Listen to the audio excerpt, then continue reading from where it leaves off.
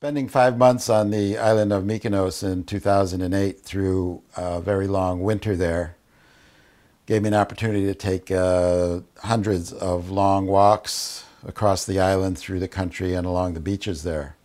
The small jawbone, which you see hanging in the window here, probably was from a sheep or a goat, and I actually found this in a parking lot by the front wheel of my car one day on one of my long walks.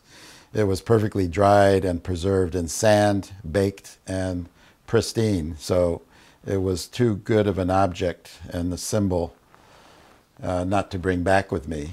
And it's rather amusing to me that right next to it is a better mousetrap, which I've concocted somewhere in between one of my many computers. And it's always been said that if you build a better mousetrap, the world will beat a path to your door. And then moving right along, you'll see some of the original squid bones that I was able to collect on that long winter walking the beaches of Mykonos. These are actually cuttle bones, which are the backbones of cuttlefish, which are slightly larger than squid. But for generic purposes, I just call them squid bones. And the resulting project has evolved into Squid Studios, which is where I'm carving the surfboards. So these first carvings done in the actual found objects, the actual found cuttle bones, are what inspired me to continue with the larger pieces. And the effect that you see with the light coming through the back, which is very similar to the light coming through the back of a cameo, is what is most inspirational to me. So for me, the carving of both the small models and the large boards is all about the light coming through the back and illuminating the carving. So in the first model that you see there is the actual animal that the bone came out of. Naturally, these vary in size, and the squid bones that I found are anywhere from 3 to 12 inches in height. And the surfboards are usually between 5 and 8 to 10 feet in height. So these models work quite well for the larger pieces.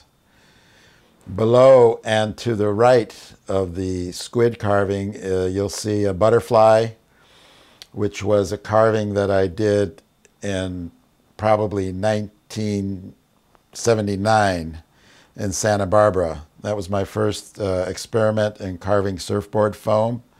And that one particular sculpture has traveled with me back and forth across the country a couple of times, and is still around and now merging with the new project. To the left, you'll see a carving of a mermaid in another one of the original bones, which also serves as a model for a completed sculpture, a completed board, which we'll see later. But you can see with the sunlight coming through the back, the interesting effect, which I call the cameo effect, which is evident in the small carvings and also in the 8 to 10 foot carvings as well.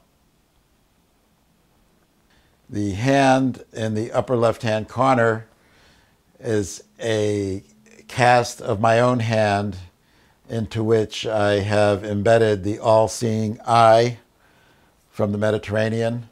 This is a symbol that's used all the way from India to Morocco in dozens of different cultures, and the purpose of the symbol is to ward off evil spirits, envy, jealousy, and the evil eye in general.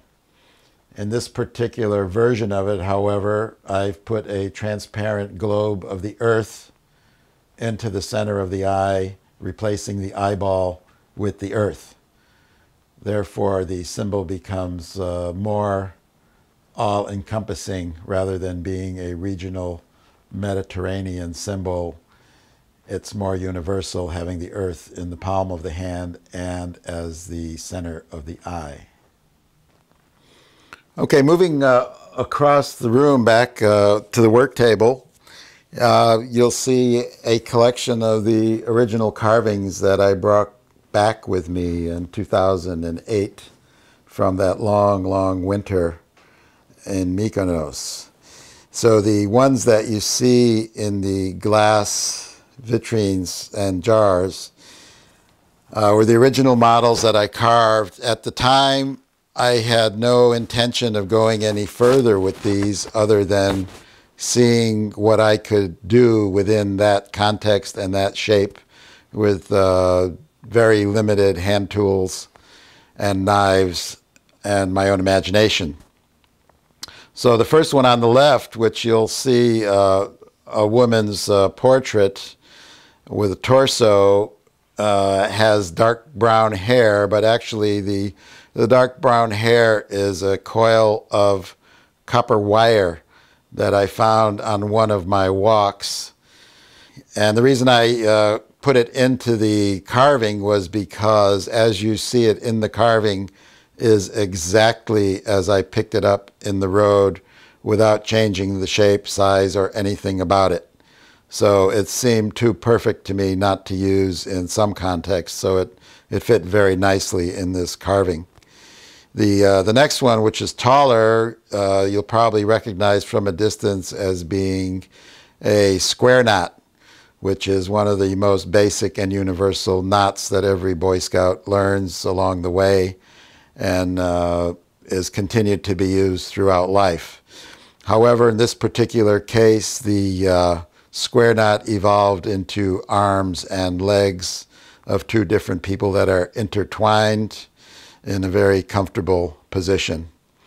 The next one is the first time that I inlaid a foreign object into the squid bones, and this one happened to be the head of a shock of wheat found on another day on another walk in a wheat field on the way back to the studio.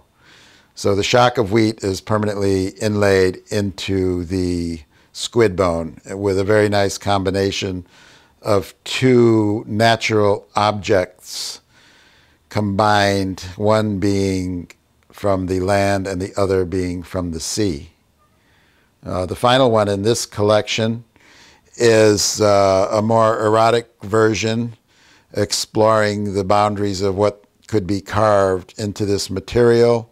And the premise in this one is that the organic form also contains more than we realize it does, and oftentimes becomes an entrapment as well as a source of pleasure.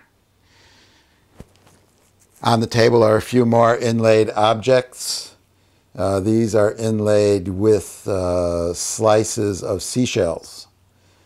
So the slices of seashells are inlaid into the squid bones so that the chambers become windows for the light to pass through the back. Another example of this is the one hanging from the light, illuminated from the front, which is another example of the inlaid version of the carving. But also, if the light is allowed to come through the back rather than the front, you can see the difference in the illumination of the carving and the squid bone. So once again, this is the concept that inspired me to continue with larger variations on the same concept. In the side room are a couple of examples of the full-size surfboards that have been carved from the small models brought back with me, the white-on-white models in the actual squid bones. The goddess of the sun here with the long blonde hair is the most recent one, which is just completed. And this one is ready for the water or any other purpose. It can also be used for interior or exterior use, since it's completely sealed and waterproof.